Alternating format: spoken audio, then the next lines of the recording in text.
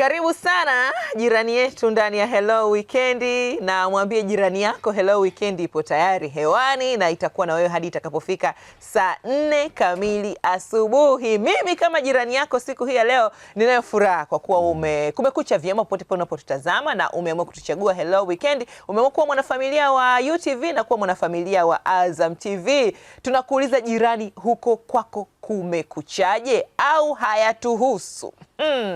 Jirani yangu wa Karungi. Naam. Kumekuchaje huko? Kwa kweli tunamshukuru Mwenyezi Mungu, kumekucha salama. Wewe ni jirani mwema au jirani kichomi? Mimi nadhani ni jirani wa kujivunia. Yaani kwa sababu unajua ukitaka kujua wewe ni jirani mwema ni ile, yani wewe ulivyo. Ungetamani jinsi ulivyo uwe na jirani wa kama wewe. Kwa hiyo mimi jinsi nilivyo, yani nikiwa jirani kama mimi, unyama tu. Vijana wanasema hivi. 150 kwa 50. Niwe tu mkweli. Mimi sio jirani mzuri. Sio kama nawakera, lakini wewe mwenyewe unaona ukiwa na jirani wa aina yako. Sijitamani kuwa na jirani kama mimi. Natamani jirani yangu awe zaidi ya mimi. Unajua ni ile mtu anataka kuhama, nakumbuka yani na muhama hapa wa Karungi, yani hawazi nyumba, hawazi nauli ambayo labda anaipoteza hapo, lakini sasa na muhama jirani huyu. Kwa hiyo kuna watu majirani zako hawakuhami wewe? Jirani alao mimi nahamaje hapa mpaka watoto wakija kwa anko wa Karungi wana enjoy. Kwanza wanapata huduma ya mazoezi, wanapata bites na nini, lakini safi sana. Vipi hapo mtaani kwako, jirani yako unaishi naye hapo, ni unataka kuhama kwa sababu nyumba ni yako, hakuna namna ya kumkwepa, au huyo jirani amekuwa msaada, amekuwa mtu wa baraka kwako, amekuwa mtu anayeleta madili, riziki zinafunguka na vitu kama hivi, au riziki zinajifunga? Tukaanza kutafuta nambari yako ya kushiriki jirani yetu siku hii ya leo ni 0763337710. 0763337710 ndio nambari yako ya kushiriki. Wewe ukiwa kama jirani yetu, wewe ndiye mshiriki wetu nambari 1 hapo nyumbani. Tutumie ujumbe au tupigie WhatsApp video call. Na hapa studio tayari tumealika majirani. Jirani yetu tuliye naye siku hii ya leo, so huyu atachukua miamvuli miwili. Tunaye Florentina Mhewa, mtaalamu wa sosiolojia. Karibu sana. Asante. Lakini wewe ni jirani Unatokea wapi? Ninatokea Mbezi Beach. Haya, wakazi wa Mbezi Beach, jirani yenu huyu hapa nafikiri. Majirani wa Ushuani. Jirani wa Ushuani Hao wanakuwa wajuani. Akatuambia kama wanakuwa wanajuani. Kwa hiyo unataka kuniambia mtu akisema anapotokea unaweza ukajua akaunti yake ina shilingi ngapi? Kule Ushuani majirani. Mchovu una vitu kwenye akaunti. Akitoka hapa mimi ni mkope kidogo. Jirani wewe usingeweza kuishi Mbezi Beach. Kama unaona mtu unamkopa. Asingeweza. Ukiona watu potential, watu wa muhimu, usikope siku hiyo au usitangulize kidogo. Utavuta, leta madili mezani. Utakuja kukopa baadaye. Unakopa siku hiyo unakatwa. Ashraf Hilary, huyu ni jirani. Tuambie unatokea maeneo gani? Mimi natokea Goba. Jirani kijana anatokea Goba. Watu wa Goba wote. Afu uzuri wa Goba kila mtu amejenga gorofa. Kwa hiyo leo tuna majirani wa kishua hapa. Tumsubiri na jirani mwingine. Jirani mwingine yupo njiani anatuambia anakaribia kufika. Anaitwa Hawa Ali na atakuja kutushirikisha na atatuambia anawakilisha watu wa wapi, si ndio? Lakini kuna majirani ni watu na viatu. Unaonaje tukiwapa ujumbe wao kabisa? Kwa kweli. Kutoka kwa Nyota Ndogo. Karibu sana jirani. Kama wewe ni jirani mtu na kiatu, ujumbe huu unakuhusu. Watu na viatu wanapatikana pia kwa majirani. Tunaendelea hivi, tulikujuza kwamba tutakuwa naye hapa Hawa Ali, naye ni jirani huyu, atatuambia ni anatokea wapi. Unatokea wapi? Karibu sana. Asante, mimi natokea Ubungo Msewe. Basi, watu wa Ubungo jamani, jirani yenu huyu hapa. Yaani kama hujawakilishwa usijali. Mimi nawakilisha maeneo ambayo hajatajwa. Mimi ni jirani yenu huko. Tukionana sawa. Mimi naomba niwe tu jirani wa mtandaoni. Jirani wa mtandaoni.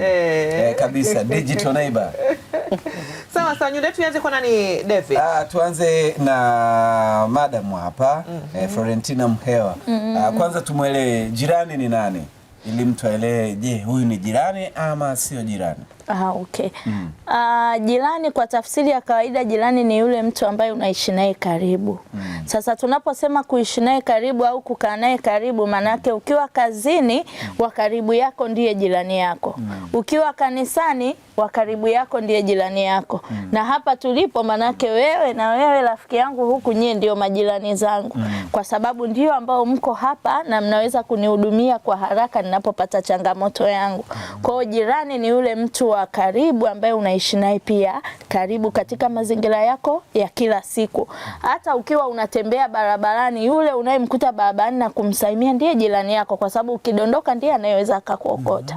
Kwa hiyo jirani ni mtu yoyote kwa wakati huu anayekuwa karibu na wewe. Ndio maana. Lakini katika maeneo tunayokaa, labda kwa sababu kazini unakaa muda mwingi na nyumbani unakaa muda mwingi, au ya labda yani kuna aina za majirani, kwamba kuna majirani wa kudumu, kuna majirani wa muda mfupi, wa papo kwa papo, au inakuwaje hapo? Sasa ukisema majirani wa kudumu, hata wa kazini ni wa kudumu, kwa sababu unaenda kila siku, yawezekana ukafanya kazi miaka kadhaa. Lakini pia na nyumbani, nyumba nyingi wengi wamepanga. Kwa hiyo kama umepanga, maana yake umepanga kwa muda. Kwa hiyo unapo pale utakuwa kwa muda. Kwa hiyo naye atakuwa ni jirani. Tunasema wa kudumu kwa muda gani? Kwa hiyo jirani ni mtu yoyote unayekutana naye kwa wakati wowote ni jirani yako, kwa sababu anaweza akakusaidia kitu chochote. Ndio maana ya jirani ambayo ipo ya kawaida. Sasa hapo mtu sasa anaweza kaa na majirani wangapi? So nikipanda basi au daladala, yani niliyekutana naye au boda akanibeba, ndo jirani yangu kwa wakati huo. Na yule ni jirani yako ndiye uliyepanda naye basi. Ndio maana anasema siku hizi tumekuwa na kasumba, mtu anaingia kwenye daladala na asalimii, humsalimii jirani yako. Ukianza kutapika, nani anakuletea mfuko wa kuwekea matapishi yako? Ni jirani, lazima akusaidie. Kwa hiyo jirani ni mtu yoyote aliyoko karibu kwa wakati ambao unakuwepo. Ndio maana kwenye basi unaambiwa, jamani, kabla hatujaondoka angalia uliyekuwa umekaa naye ameshapanda au tunamwacha. Tumemwacha au hayupo. Kama ukusalimia mwenzangu, unaweza ukaachwa vile vile upo kuchimba damu. Kwa sababu hujamsalimia jirani. Naye anasema huyu mtu vipi, lakini kumbe ungemsalimia angejua kumbe niko na jirani mzuri. Lakini pia mngeweza kubadilishana mawazo. Hiyo ndo raha ya majirani, kushirikiana, kuwasiliana na kusaidia kwenye shida na raha. Nikajua jirani ni yule yani pale nyumbani, kwamba ninakaa hapa labda chumba cha jirani au nyumba inayofuata tunagawana mpaka, labda hao ndo majirani. Sasa kumbe na kwenye basi ni jirani. Ni jirani yako na anatakiwa kufahamu na umsalimie ili muweze kuishi vizuri kwa wakati huu ambao mko pamoja. Messi. Kumbe ujirani uko na mawanda mapana kiasi hiki kabisa. Lakini tumefika hapa kwa sababu tunaona mambo yanabadilika. Anachokizungumza hapo ni kweli, lakini mambo yanabadilika sana sasa hivi. Mimi nikipanda kwenye daladala ni ule sio shida zangu. Kwa sababu ninafahamu nakoenda, nauli ninayo. Salamu za nini? Tunapotezeana tu muda. Kuna wengine ni matapeli. Wengine ni matapeli. Unajua ukiwa Dar es Salaam uko unamshuku kila mtu. Unamshuku kila. Lakini hata pale tunarudi tena pale tunapoishi sasa nyumbani. Sio lazima watu wote wafahamu, yani wanizoee, yani wawe majirani zangu. Kuna namna unabidi privacy. Unajua? Kuna maisha tunapenda ya privacy kidogo. Sasa unajua Messi, nakuelewa. Ila ikitokea changamoto ndipo utakapojua unawahitaji au unawahitaji. Tuje kwa vijana sasa, Ashraf. Vijana wa sasa mtambua vipi jirani? Jirani ni mtu muhimu sana katika maisha ya kila siku, lakini sasa kuna yule jirani ambaye anakuwa kama ndugu, lakini kwa bahati mbaya sasa hivi vijana wengi tunamtambua jirani kama adui. Kwa sababu unakuta hata vijana kwenye kutafuta hata zile nyumba za kupanga wanatafuta vyumba vile ambavyo vina choo ndani, masters.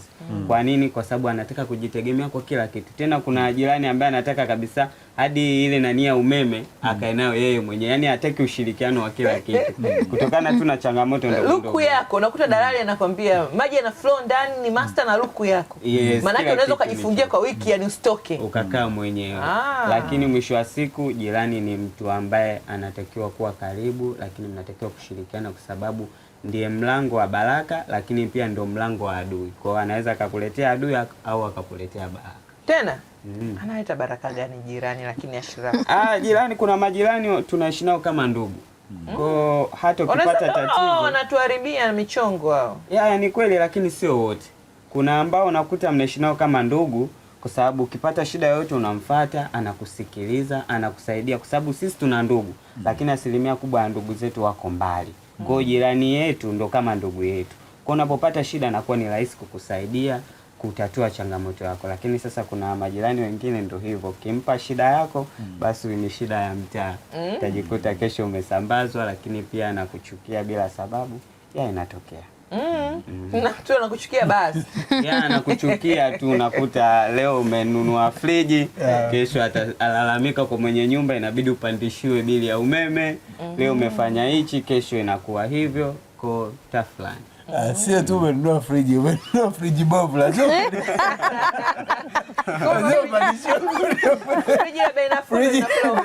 La mtumba. mnakuletea bili ya kiwanda. Bihawa, tuambie, tunaona hali imekuwa si hali, mambo yamebadilika sana. Ujirani wa zamani na ujirani wa sasa. Unajua zamani jirani anaweza akawa kama mama, unamchukua bisa kama mama yako. Baba wa jirani yani akipita sehemu na akikukuta unaogopa, yani unamchukulia kama baba yako. Lakini sasa hivi mambo yamebadilika kabisa. Tushirikishe kwa zamani ujirani ulikoje na sasa hivi unauonaje? Ni kweli mambo yamebadilika sana kwa sasa hivi. Usema za kweli, majirani wa zamani, ukimuona jirani wa zamani ambao mko karibu, kama ni mzee unamhesabu kama ni baba yako, kama ni mama unamhesabu kama ni mama yako, na yeye yuko tayari kukusaidia kwa jambo lolote. Unaona? Lakini sasa hivi mambo yamebadilika sana sana. Adui yako anaweza kawa ndio jirani yako. Umeona? Kwa hiyo wako majirani, kuna majirani wakatili, kuna majirani wazuri, kuna majirani wacha Mungu, kuna majirani wakorofi. Unaona? Yaani kuna mwingine wewe hata umsalimia, ili maza nao linanisalimia nini, nitakunizoea. Unaona? Kwa hiyo wapo wale wengine hata kama ukiwa umetoka, labda hajakuona siku mbili, atarudi atakuja, jamani mama fulani sijamuona. Vipi? Una tatizo gani? Jamani mimi nipo, au niliuguliwa, au nimefiwa, au nilienda shuleni. Hivyo vitu kama hivyo vinaonekana. Lakini sasa hivi wewe ukiwa ndani kwako, yani unaweza kukaa humo mwezi mzima, hakuna wakuja kukuuliza, hakuna kukufuatilia, yani wewe utajua wewe mwenyewe na mambo yako. Labda kwa yule jirani ambao mmeshibana sana, mmezoeana. Unaona?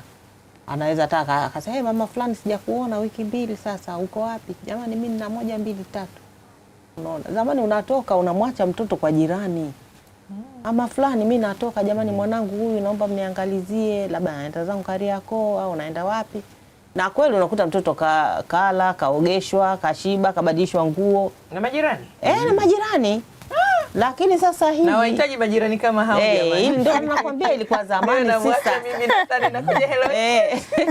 Sio sasa. Sasa hivi hiyo kitu hamna. Hamna kabisa. Ni wachache sana wenye moyo kama huo wa zamani. Wapo, sisemi hawapo, wapo, ila walioshibana.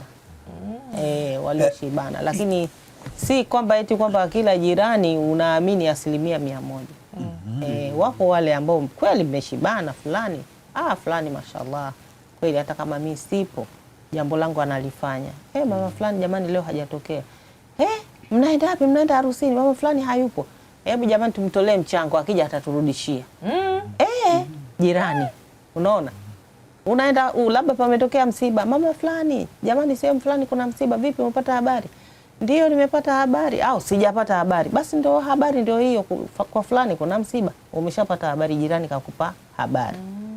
Lakini kuna majirani wengine hawasumbuki na mtu.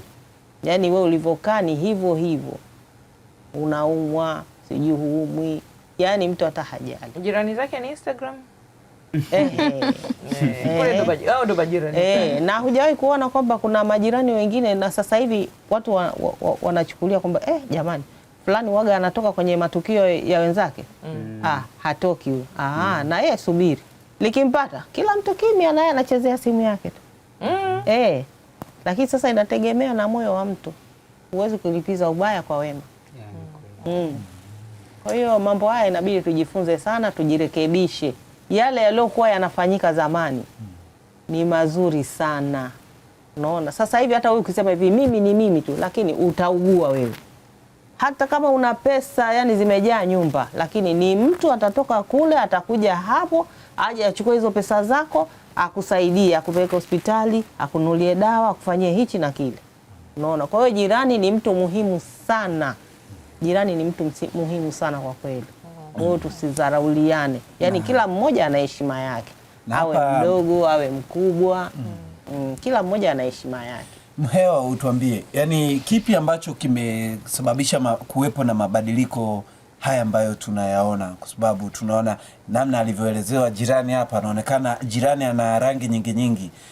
Yani kuna wengine sehemu hivi tunavyoongea, yani yeye na jirani yake wameshafikishana polisi mara kadhaa, au kwa mjumbe sio, au kwa mwenyekiti, lakini kuna mtu mwingine pengine anawaza kuhama, lakini anaona kwa ujirani huu bora niendelee kuwa hapa, kama ni bei ya mafuta mimi nitapambana nayo tu, ila huyu jirani kwa kweli kumuhama kwa leo hapana, labda nijenge nyumba yangu au nifanyeje. Kipi kimesababisha jirani kuwa na sura nyingi? Kilichosababisha jirani kuwa na sura nyingi kutoka kule tulikotoka zamani mpaka kufika sasa, vingi ni moja ni ushirikiano, lakini pili ni mawasiliano, na ya tatu ni ukaribu wa watu. Kwa nini nasema mawasiliano? Zamani majirani walikuwa wanaonana ana kwa ana, yani mtu anafika kwa jirani, anagonga mlango, ataongea kama ana shida au anahitaji msaada. Lakini saa hizi majirani wanachati WhatsApp, unakuta ni familia, ni nyumba, lakini wana grupu ya WhatsApp. Hawawezi kuonana, wanajadili huko bili ya maji, wanajadili huko ya umeme, anamtumia message kwamba ninaondoka. Sasa ile haiwezi kuwa na nguvu kama ambavyo ukimfuata. Unajua binadamu akifuatwa anaona kama amethaminika. Kwa anachukulia kumbe hata mimi ameniona ninaweza kumsaidia. Kwa ile hali ilikuwa inasaidia sana kwenye ushirikiano. Lakini pia zamani kulikuwa kuna ile tu hali ya ukaribu kwamba mtu mnaishi na jirani, lakini ile msemo ya kwamba mtoto wa mwenzako umchukulie kama ni wa kwako, ile ilikuwa zamani, sio saa hizi. Lakini pia sio kwamba ni jirani tu, manake ni pande zote mbili, ya kwako wewe na ya jirani yako. Yawezekana wewe perception yako ndio inamfanya jirani awe hivyo anavyoonekana kwako, lakini pia na yeye vile anakuchukulia ndivyo anafanya iwe hivyo. Ndio maana zamani unaweza ukamkuta mtoto kakosea, jirani anaweza akamwadhibu, lakini saa hizi ukimwadhibu ni kesi hiyo. Yaani mnaweza mkapelekana kituo cha polisi. Atakwambia mimi nimepata kwa shida, nimemtafuta kwa shida, nimemlea kwa shida. Lakini zamani sio kwamba hawakulea kwa shida au hawakuwa wanapata watoto kwa shida. No, ni hali ya teknolojia ndio inayotubadilisha. Watu wanafungua, wanakuwa na utandawazi mwingi. Yaani tunaita maisha ya kizungu bongo. Sasa tukileta uzungu bongo ni shida. Na ndio maana watoto wengi saa hizi wamekuwa hawatembeleani na majirani, ndio maana hata ongea yao ni changamoto. Mimi by profession ni mwalimu na ninafundisha, lakini asilimia kubwa miaka hii watoto wakija shule hawawezi kuongea vizuri. Kwa nini? Huyu mzazi hashirikiani vizuri na jirani. Kwa mtoto hawezi kutoka kwenda kucheza kwa jirani. Kwa hata ile kujifunza kuongea kwake anashinda anaongea na TV na katuni. Kwa anaweza akawa anaongea Kiingereza lakini ni Kiingereza cha katuni. Sasa kwa anaongea lakini tayari ni mtoto ana 3 years ambaye tunategemea awe na sentensi, aseme mama, aseme baba, lakini this time hawawezi. Asilimia 60 ya watoto hawezi kuongea hivyo. Kwa hiyo ninafikiri kuna namna ambavyo tunatakiwa tubadilike, pamoja na kwamba teknolojia imekuja, pamoja na kwamba watoto pia ile teknolojia imewaathiri, kwa sababu hata mtoto saizi ukimwadhibu yeye anaona umemuonea, lakini zamani tulikuwa tunaona ni katika kuonyana. Kwa hiyo tunatakiwa kama wazazi turudi kule tulikotoka mwanzo, kwamba tunatakiwa tuishi kwa kushirikiana, tupunguze mambo ya mitandao. Lakini pia wazazi tumekuwa na ubize mwingi na majirani. Yaani unajifanya una heka zisizokuwa na maana. Mwingine anaweza atoke asubuhi arudi jioni, anakoenda kashinda kwenye kibanda umiza, anaangalia mpira, anaangalia nini. Lakini amewaacha watoto nyumbani. Hajamsalimia jirani hata ana mwezi, lakini wanakaa nyumba moja. Ni kwa sababu ndio hiyo anasema jirani yangu hapa choo ndani, maji ndani, kila kitu ndani. Lakini sasa majirani wengine labda unakuta kama kule unapokaa na maeneo yapo mengi nyumba geti, jirani gari, yani hawaonani, kwa sababu huyu ametoka labda na dakika 5, huyu katoka na dakika 10. geti, gari, wanaenda huko, unarudi huwezi kuwaona, wako na shughuli nyingi, wako na ubize, hata ikitokea msiba kwa jirani anaweza asijue labda, yani sasa katika hali kama hiyo si ni sawa tu kila mtu aendelee na maisha yake? Haiwezi kuwa sawa. Ndio maana tunasema saa hizi maisha yamekuwa na ubinafsi sana, kwa sababu lile geti, mageti mengine yana kengele. Mbona huendi kugonga kengele? Mtu kujipenda mwenyewe ni shida, kwa sababu mwisho wa siku utahitaji watu. Kuna watu wanaimba wanasema tunategemeana, ulicho nacho sicho nilicho nacho, na nilicho nacho na wewe huna. Una hela watu wanao mbali, kama watu wanao mbali kuna shida gani? Mpaka afike hapa, mimi ninayetembea kwa miguu dakika moja, nani ni afadhali kwako? Kwa sababu kuna mtu anapata changamoto ila anapiga simu kwa rafiki yake aliyeko Goba, wewe si uko Mbezi, yani bora mpigie rafiki yake aliyeko Morogoro atatue kuliko labda wewe uliyeko ambayo mko sehemu moja hapa hapo Mbezi. Na hiyo ndio inayoharibu ujirani, kwa sababu jirani atajisikia vibaya kwamba huyu amepiga simu huko, lakini akiwa na shida ya haraka sisi ndo tunamsaidia. Huenda akajua yeye hana shida. Muda mwingine tunakuwa makazini kwetu, unakuta gesi imekata na umeacha watoto, atapika kwa jirani. Wewe unajua mtoto kapika wapi? Ila utarudi utaambiwa gesi ilikata mama. Mmekula? Ndio. Wamekula. Wamepika wapi?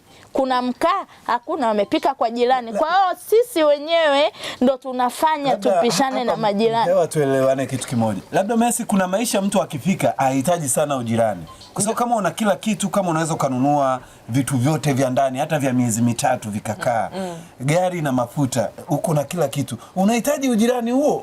Unahitaji tuombane kiberiti, tuombane sukari, bado unahitaji ujirani? Unahitaji ujirani. Hakuna mtu amekamilika hapa duniani, ndio maana Mungu alitengeneza tutegemeane. Lakini na vitu vyangu nani kule Ikulu wanahitaji majirani. Wanatuhitaji sana. Ndio maana unakuta mwingine anaweza kawa waziri au ni mbunge, lakini pia anamhitaji mtu aidha kwa maombi, anamhitaji mtu amfyekee nyasi. Anaweza bila kuongea na watu, utapata wapi wa kufyekea nyasi? Tuambie vijana mnasemaje katika eneo hili la uhitaji wa vijana? Kwa sababu kama kijana unakuta ni bachelor, ndio hivyo umetuambia mtu ana safe, jirani wa nini? Jirani ana faida kubwa sana. Yaani ukiachana na mambo yote kama alivyosema dada hapa, jirani yangu ni kwamba tunaishi kwa kutegemeana. Ameshakuwa jirani yako. Tunaishi kwa kutegemeana. Kwa hiyo haijalishi nini unafanya, lazima utakutana na watu tu.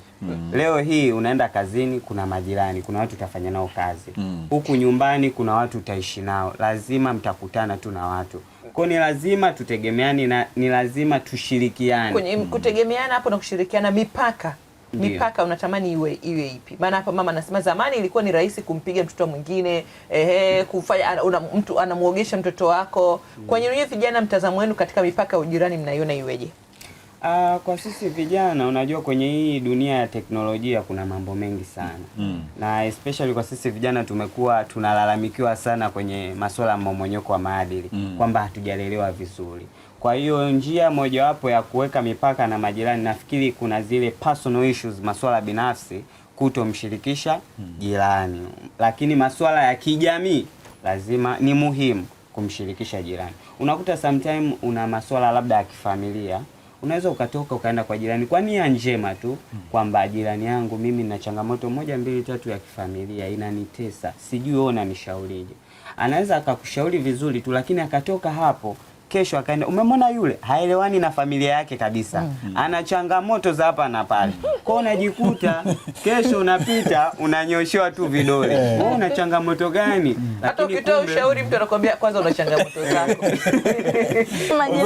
Mtu anakuambia una changamoto chungu nzima, changamoto lukuki. Unaweza ukakuta imetokea hata shida, labda ndio hiyo wapangaji, labda shida umeme, utasikia ndio maana uelewani na wazazi wako wewe, kwa sababu tu jirani. Lakini kama ni yale mambo ya kijamii, huyu hataki umeme huyu. Lakini kwa mfano yale mambo ya kijamii, labda msiba, shughuli, labda mwenzetu anaumwa, kama hivyo, labda masuala gesi imeisha, kwamba naomba unisaidie au usafi. Lakini sasa mkiwa mna kurukuruku za hapa na pale, inapelekea ule uhusiano kuvunjika, inapelekea shida. Juzi, mfano juzi, mwezi wa 5 nafikiri kulitokea nchi za jirani walipata shida ya ugonjwa wa Ebola. Lakini umeona hata wakazi tu wananchi wa Tanzania ambao wako karibu na ile mikoa wakawa na hofu mpaka waziri alipokuja kutoa ile hofu. Kwa hiyo unajua kwa nini? Kwa sababu kama pale limetokea hata hapa linaweza kutokea. Nchi jirani. Kwa hata hapa majirani tunaoishi nao kama yeye amepata changamoto huenda hata na wewe siku inaweza kukukuta. Kwa hiyo lazima mshirikiane ili kwa sababu ya kesho kwamba kesho na mimi naweza katokea jirani huyu atanisaidia. Ni kweli tuna ndugu lakini huenda wanakaa mbali. Huyu ni anaingia chumbani au anatoka hapo kwake anakuja kwako. Tofauti na ndugu anayepanda gari. Hapo Bihao, tuambie ninyi mlikuwa mna au kitambo hicho mlikuwa mna hekima gani ya kudili na jirani mmoja mmoja? Kwa sababu kuna jirani unaona ni mkorofi, lakini unakuta mmeishi na hamjawahi kukwaruzana naye, hadi pengine watu wanakuambia nyie mnawezaje kuishi naye yule, lakini unakuta jirani wameweza kuishi, wameweza kuongea. Kulikuwa kuna hekima gani hapo ya kumtambua jirani ni wa aina gani na kukabiliana na udhaifu wake na uimara wake? Yaani hapo swala kubwa ni kujuana tabia. Mkishajuana tabia hamna kitu kitakusumbua, kwa sababu kama namjua huyu ni mkorofi, hapendi nini, anapenda nini, basi mimi sidili na kile kitu ambacho hakipendi. Mimi nadili na kile kitu ambacho atakipenda. Umeona? Sasa ukisema hivi umchukulie vile anavyo, labda umemsalimia mwenzio, bwana lakini wewe ukifika tu habari labda salamu alaykum umepita, ataona huyu baba mbona kila siku ananisalimia, ngoja tu niitikie. Unaona? Kuna watu hata unakuta odini watu wamelazwa. Kuna watu wengine ni wakorofi vibaya mno. Anatukana paka nesi anamtukana, daktari anatukana, lakini daktari anamchukulia vile alivyo. Unaona, anajua huyu ni mgonjwa, basi akishamsoma tabia yake, bwana basi kaa vizuri, tukutibie. Mwingine akwambia wewe kaa vizuri uvalishe pampers wewe. Nini hapo? Tulia huko. Anamwambia mgonjwa mwenzie. Tulia huko uvalishe pampers. Unahangaika nini? Na wewe daktari njoo hapa haraka. Njoo mdunge sindano mgonjwa shachanganyikiwa. Ndio nasemea kujuana tabia. Ukishamjua mtu tabia huwezi hawezi kukusumbua kabisa. Kwa hiyo wakorofi wako kila aina, wako kila sehemu, na watu wema nao wako kila mahala, na wako kila aina. Unaona? Kwa hiyo yote hiyo ni kujuana tabia. Mkishajuana tabia hamtaudhiana, mtapendana, mtashirikiana vizuri, kila jambo litaenda sawa.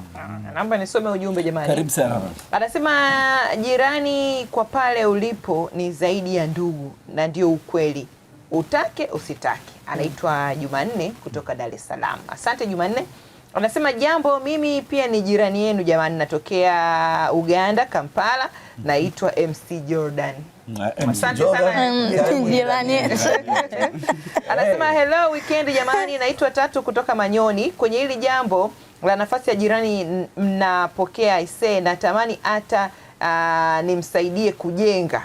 Kwa pale ninapokaa, natamani hata nimsaidie kujenga jirani yangu ili ahame, maana ni shida. Kila jema mnalofanya yeye anakasirika. Jirani anakasirisha hadi unatamani umsaidie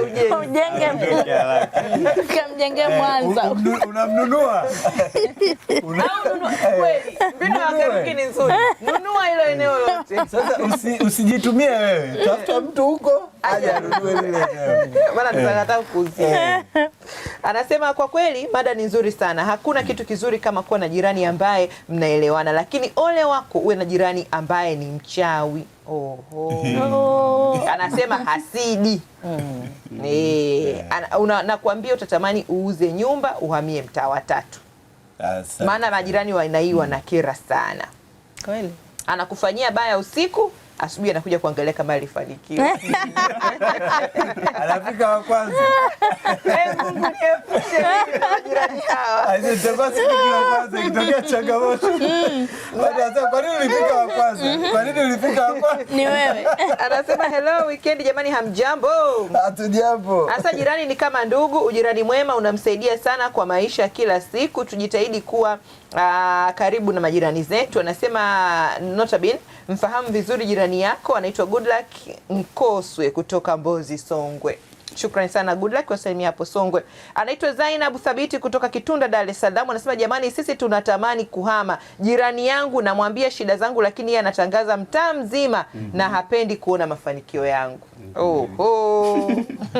Jirani kisirani. Sasa huyo namna ya kuishi naye, asimwambie shida zake na awe analialia shida.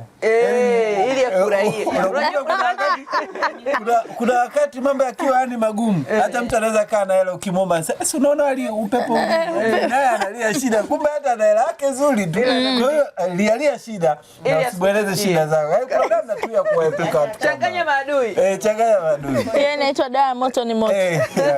Changanya mpaka uchanganye. Hata ukinunua friji kama alivyosema jirani, yani eleza nimekopa hapa ninakaribia kufunga. Yani aanze kuhurumia. Yani ukinunua kitu kizuri, aanze kuhurumia. Yani kuna mtu kaniwekesha ili gari. Sasa kumwambia kuna mtu kakuwekesha hapa, anaingia mtandaoni anaona lako. Mbona gari lako hapa Messi mbaya?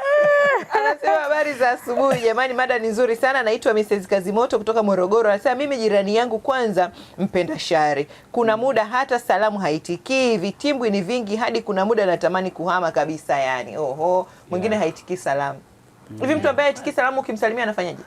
Ananyamaza tu. Anaendelea. Za asubuhi jirani. Anajifanya hajasikia. Jirani za asubuhi, unaenda unamgusa. Za asubuhi ndio kusalimia. Salamu yangu utahakikisha umeitema. Anaitwa Tumaini Kidenya kutoka Njombe. Anasema mada ni nzuri sana, nafasi majirani katika maisha. Majirani kuna baadhi ni wazuri, lakini baadhi ya majirani ni shida.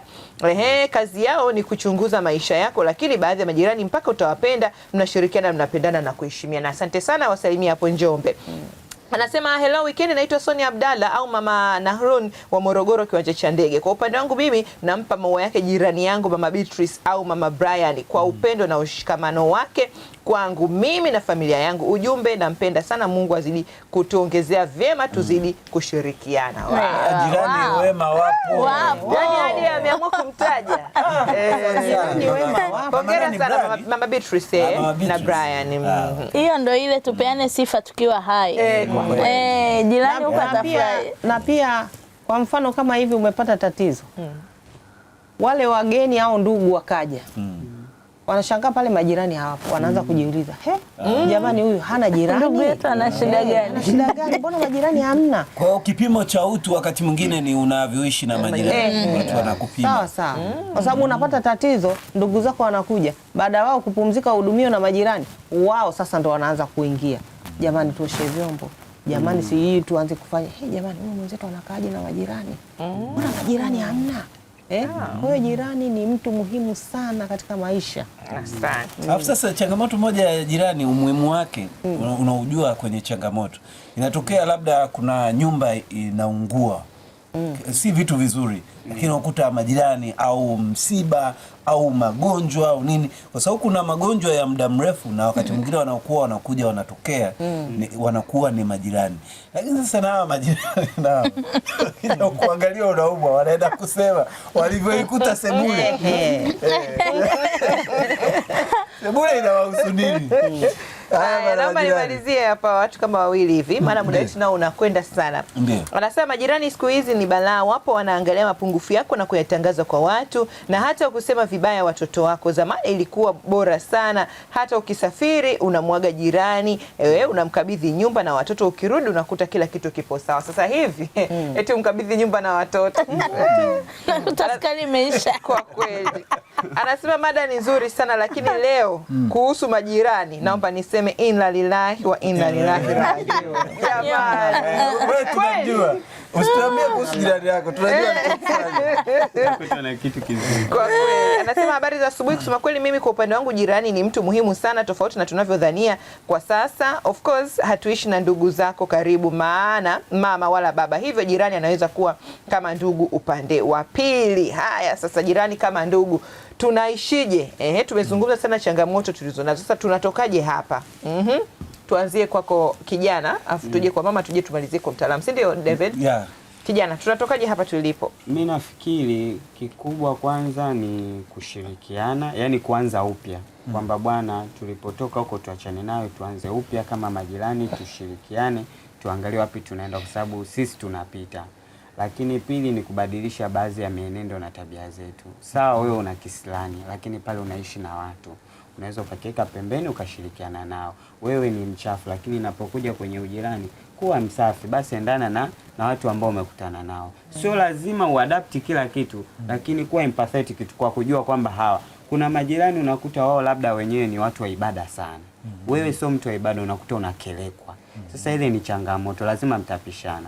Lakini kama unawaelewa, hata kama uwezi ukaenda na wewe pale kuabudu, lakini tu kitendo tu cha kuwa kwamba hawa majirani zangu ni watu wa ibada na kuheshimu wanalolifanya, basi mnaenda sawa. Kwa ni kubadilisha mienendo, lakini kujua kwamba kujua kwamba nafasi ya jirani ni ya muhimu sana katika maisha yetu, kwa sababu ni kama ndugu, kama baba, kama mama, kama rafiki. Yes. Maana kuna hapo kwenye nani, kuna jirani anapiga mziki mpaka basi, lakini kuna mwingine anapiga playlist kali mpaka una miss. Huyu jirani yuko mpaka anatoa ngoma baada ya ngoma. Sasa huyu jirani ni DJ. Yes, na ukienda kwa watu kuna mtu utasikia huyu ameshaamka huyu. Akiamka yeye ni vurugu, lakini kuna mwingine utasikia leo yupo huyu anapigaga nyimbo. Kuna sehemu DJ jirani alikuwa ni DJ, yani anapiga ngoma baada ya ngoma. Sasa jirani vipi? Alikuwa anapiga muziki mwingi lakini nilikuwa na miss. Sasa bora awepo tu. Hapo mnakuta nyewe mnaendana sasa. Yani bora awepo tu. Anafanya kitu ambacho nakipenda. Sasa anapiga taarabu, yani anakazi. Ya majirani wa taarabu bado hapo. Akitoa hii anaweka hii. Bado hapo majirani wa taarabu. Wapo. Kila mmoja na choice yake. Mimi siku hizi naishi wapi? Au siishi? Mimi naona uko busy sana. Niko busy. Yuko WhatsApp. Labda wanapiga taarabu. Unaweza kukuta hao wanaolalamika sana majirani ndio unakuta wanapigana na taarabu. Pigana taarabu. Nifikie hilo. Sawa. Mambo ya majirani bwana, kuna muda unaweza kuta umeshabandika sufuria la ugali afu kwa jirani kukanukia pilau. Unaweza ukairisha ule ugali ukafanya uji, mnywe uji afu upike pilau.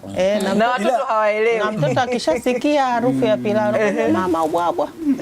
Mama ubwabwa. Wewe weka sufuria la ugali. Ugali umeweka hapo, mama chili, nataka ubwabwa. Kumbe amesikia harufu kwa jirani. Jamani, wapunguze kupika michele na nukia. Na hapo Bi Hawa Messi ameibua kitu kizuri kuhusiana na watoto. Yaani watoto, kwa sababu ikitokea kuna changamoto mimi na jirani, mtoto anaweza asielewe. Ama yani hapo mtoto na ujirani, hapo tunamsaidiaje mtoto? Ili kama kuna hatari kwa jirani au jirani sui kama alivyosema ashakumsema tu jirani mchawi, asiende kucheza kule. Ndio ile unasikia usicheze kule, usile kule, kula hapa, fanya hivi. Ikitokea changamoto naenda kwa majirani, hata vuka hata nyumba 10, lakini nendeni kwa jirani wa nyumba ya 10. Hapo mnafanyaje wazazi? Usema za kweli, unaambiwa usipandikize sumu kwa mtoto. Unapoongea jambo baya, yani unapandikiza sumu.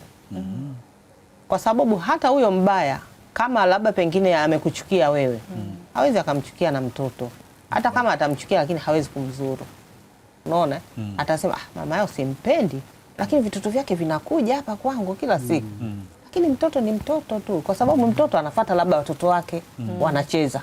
Unaona? Labda wao wanatoka wanakuja kwako, watoto wao wanatoka nao wanaenda huku.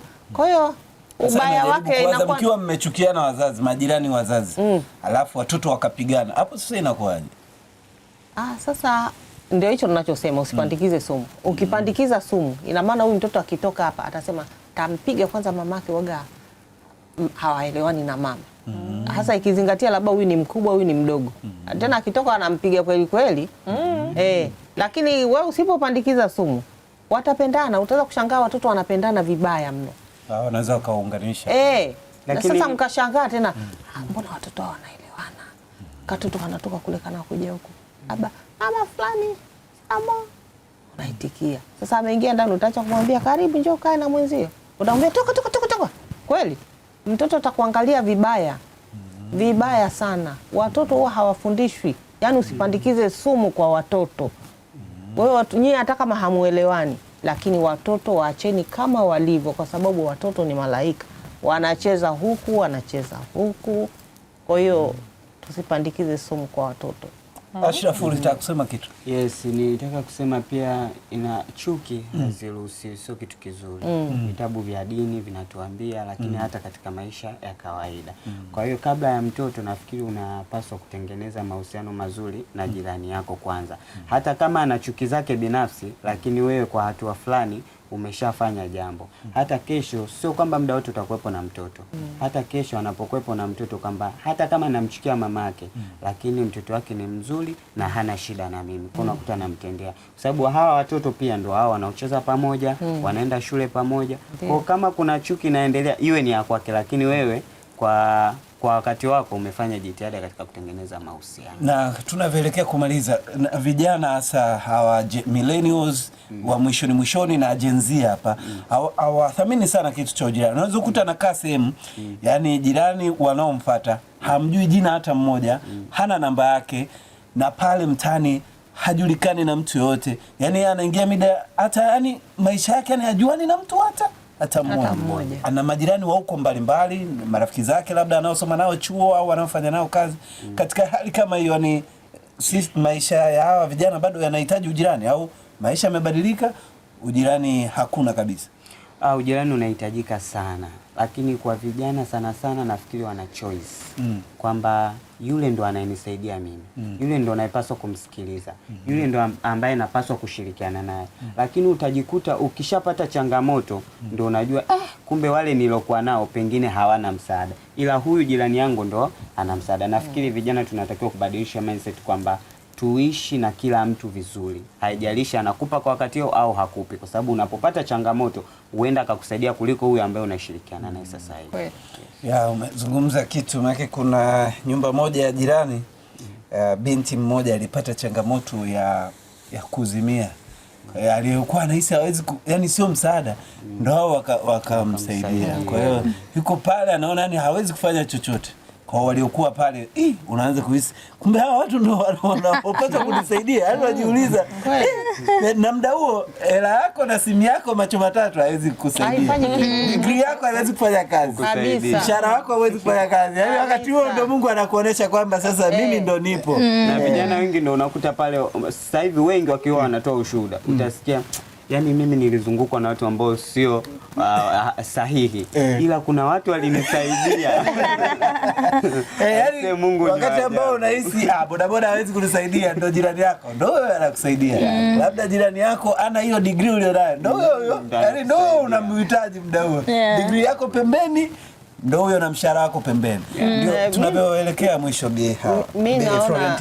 mimi naona watu tusomane tabia. Ndio. Tujuane. Ukishamjua mwenzio ana tabia gani, basi mtaendana.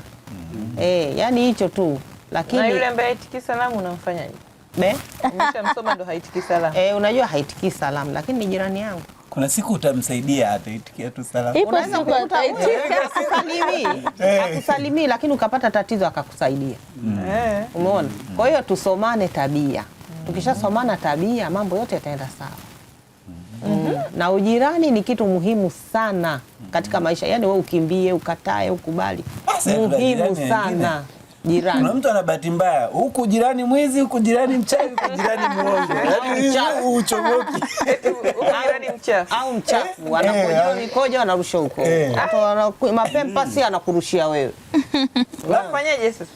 Ndio hivyo, msomane tabia. Ukishindwa nenda serikali za mtaa au nenda kwa mjumbe. Mambo ya kesi tena yana. Ndio hivyo sasa. Mjumbe atakuja, mambo ya kesi. Mjumbe atakuja, atazunguka pale, ataangalia. Lazima atauliza, jamani, hapa kitu gani kinafanyika? Wewe wala usiongee, kimya, umeshapeleka taarifa. Jamani, hapa kitu gani kinafanyika? Wakikujua sio utasema huyu jirani naye mambo yake kusema kwa mjumbe kila siku. Hapana. Akishapewa ile habari, ile tabia atabadilisha. Na hapo ndo wale wengine wanaamua kuhama. Wao hataki kesi kama ulivyosema. Kwamba mwingine anaona nanili jirani usijaribu kuweka takataka vizuri au unapoenda msalani kule jaribu kuacha mazingira mazuri. Haelewi, mwisho wa siku yeye kodi yake kisha anaondoka. Yaani kuna majirani wanaweza kukufanya ukabaki unapoishi au usitamani kuondoka, au kuna majirani unaweza kufanya utafute pa kwenda hata kabla muda wako. Unaweza kaisi walichaguana, yani majirani wote wanaelewana.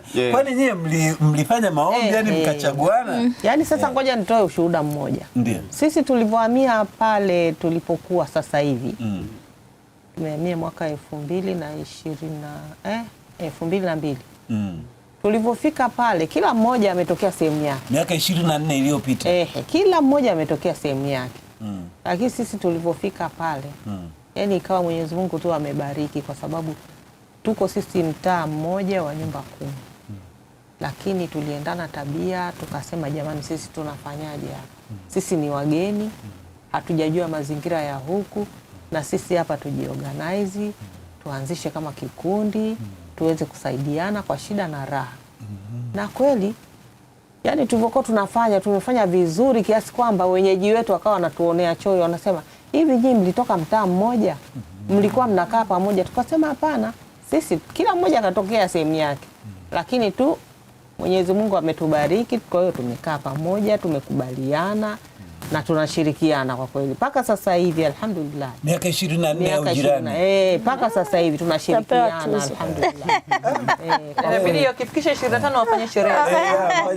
Kabisa. Kwa sababu mkifanya sherehe mtu alike. Yaani kwa kweli tunashirikiana. Tunashirikiana. Miaka 25 ya ujirani sio mchezo. Maana mmepitia mengi. Ndio hicho ninachosema. Na mtoto aliyezaliwa tabia. Familia. Mkijuana tabia. Maana mpaka watoto sasa hivi wengine miaka 20, wengine wakubwa. Ni tukio gani ambalo unalikumbuka unasema kama usingekuwa ujirani mwema pengine jirani au sisi tungeumbuka? Matukio tuseme matukio labda pengine ya shida mbalimbali sema za kweli. Kwa sababu unapokuwa na shida, nisemee mimi binafsi. Mimi nilifiwa na mama yangu. Na wakati huo niko Magomeni. Lakini usema za kweli nimefika nyumbani kwangu, nimekuta majirani zangu, wameshatoa vyombo ndani, wameshahamisha, wameshapanga, wameshaangalia huko sijui tupike nini, tufanye nini. Mimi nakuja kupokelewa na kalisho tu kwenye mkeka, tayari nyumba safi, pameshafanywa kila kitu. Kwa hiyo ni kitu kimoja yani nilijivunia sana ujirani usema za kweli. Yani siwezi kusahau mpaka leo nakumbuka. Unaona, ndio maana hata mimi ikitokea na mimi nakuwa mstari wa mbele kwa majirani zangu. Kwa hiyo tujifunze yani kujuana tabia. Na hata kama mwenzio amekufanyia ubaya basi mnasameheana. Unaona, kwa sababu hata Mwenyezi Mungu anatusamehe mengi sana. Unaamka asubuhi hujaswali, mchana hujaswali, uje msalimia hata mamako, uje piga simu hata kujulia hali mgonjwa, lakini Mungu anatusamehe. Sisi tunashindwa kumsamehe binadamu mwenzio. Unamsamehe. Kwa sababu hakuna mkamilifu duniani. Kwa hiyo naomba sana tujuane tabia, tupendane, tuelewane. Ndio maisha. Kwa sababu kila mmoja anamtegemea mwenzie. Kila mmoja anamtegemea mwenzie. Uwe na pesa, huna pesa.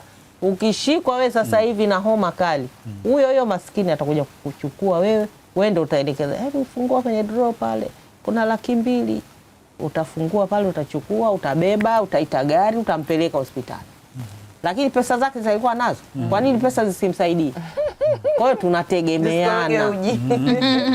Tunategemeana kila mmoja. Maskini, tajiri, yani wote tunategemeana. Kuna majirani wema sana. Kuna jirani amesaidia vijana wa jirani yake wamepata kazi sehemu muhimu. Yani vijana wanapata kazi. Alishaambia majirani, mtoto akifika level fulani nyinyi nipigieni simu. Vijana hao wamevaa mabuti, usiniulize kazi gani. Vijana hao wananyanyua mikono. Wanakuombea tu. Basi wakarungi wazi. Mhewa tunahitimishaje? Mimi hapa wakati wanaongea nikapata ule kuna kipindi kuna ule wimbo anasema pesa zako umekula na nani? Nikaona kumbe saa hizi sio pesa zako. Umekula na nani? Jirani yako. Maisha yako umekula na jirani upi? Kwa sababu sasa pesa zako umekula na nani, usije ukasumbua watu wanatoka mkoani waje wakusaidia. kusaidie, kumbe una majirani. Kwa hiyo saizi kumbe ule msemo tuubadilishe. Maisha yako umefanya na kina nani? Una majirani wanaoweza kusaidia. Lakini pia nikaona kuna kitu tunatakiwa tujue kwamba, kwa kumaliza, kwamba kuna ile binadamu hatufanani. Kwa mtu yoyote, unapoenda kukutana na mtu yoyote, jua kila mtu ana mapungufu yake kabisa. Na Mungu alivyomuumba alijua kabisa atakayekutana naye mtachukuliana. Kwa hiyo kwenye maisha yetu ni lazima tuchukuliane. Na katika kuchukuliana lilo kuu ni upendo. Bila kupendana huwezi kumchukulia rafiki yako. Kwa hiyo kama hatufanani kama vidole vyetu vya mkononi, manake ni lazima tuchukuliane ili tuweze kuishi vizuri. Kwa hiyo ndugu jirani, uko uliko, mpende jirani yako. Ukiweza muombee kabisa, kwa sababu muda mwingine vitu vingine vinahitaji mtu atamke tu neno na kipite ili muishi vizuri. Sasa wote mkijifanya wote mmekuza shingo manunda, hamwezi kwenda na maisha. Lakini pia kile ambacho anasema tusiwashirikishe watoto ugomvi, ni kama tu ndoa. Huwezi kumshirikisha mtoto mambo yako na baba yake, kwa sababu hawa watoto ndio wapatanishi. Hata majirani mkipishana, ule upendo wa watoto ndio unatufanya tuzungumze. Kweli. Lakini hata mkijifanya sasa na watoto mnawaambukiza zile vitu mbaya mbaya, mnaharibu watoto, lakini pia mnaleta sumu mbaya, manake hatuwezi kupatana tena. Lakini mtoto ni kama chanzo, yani anatuunganisha. Kama ambavyo hata kwenye ndoa, mtoto mnaweza mkagombana, lakini mtoto akawafanya muongee. Kwa hiyo hata kwenye jamii yetu tunayoishi, mnaweza mkagombana, lakini mtoto ukaona kila siku kanaenda, manake lazima ugonge geti uite mtoto. Kwa hiyo majirani, tupendane, tuchukuliane, tubebeane matatizo yetu, tupunguze midomo. Asante sana. Wewe Karungi umeshindwa hapo kumwambia jirani kama muda umeisha. Tuombeane. Mambo ya kuombeana. Mambo mazuri sana. Lakini Messi, kama unaijua kesho yako, mchukulie poa jirani. Kama unajui kesho yako, mheshimu jirani. Kabisa. Asante sana jirani ulioshiriki na sisi leo weekend. Pole kwa wale tuma ujumbe tujausoma, tutausoma tena siku nyingine. Tunawatakieni ujirani mwema kwa majirani wengine wote mnaoendelea kuishi nao.